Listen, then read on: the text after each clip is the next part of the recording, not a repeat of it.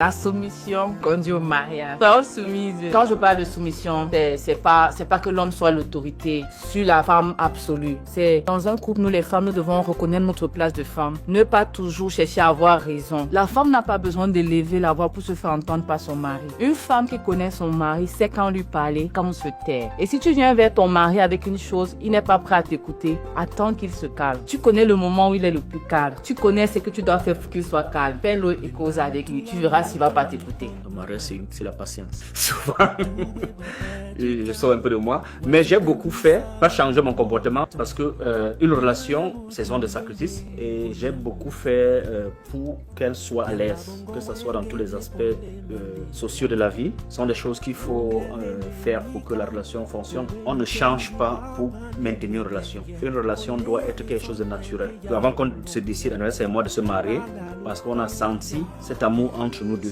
Moi, je dirais que le mariage n'est pas une chance, mais c'est une grâce. J'ai pas de secret. Comme mon chéri l'a dit, il y a une complémentarité. Et la complémentarité se voit au quotidien dans des petites choses.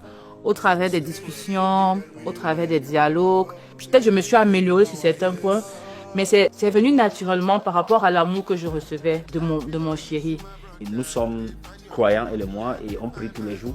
On a beaucoup prié pour ce mariage, Elio. On a beaucoup prié avant de prendre l'avion pour être ici. J'ai juste en elle. Je prends un exemple. Si tu es dans une relation et ton partenaire te dit qu'il n'aime pas quand tu élèves la voix et que tu ne prends pas une minute pour te demander est-ce que j'élève vraiment la voix, tu commences à dire non, moi j'élève pas la voix. Ça veut dire que tu ne cherches pas à comprendre ce qui lui fait mal. Mais dès lors que tu te rends compte que oui, peut-être le fait que je lève la voix rend mon partenaire ne le rend pas heureux, tu travailles à ne plus élever la voix. C'est le fruit de cette complémentarité qui aboutit à un mariage.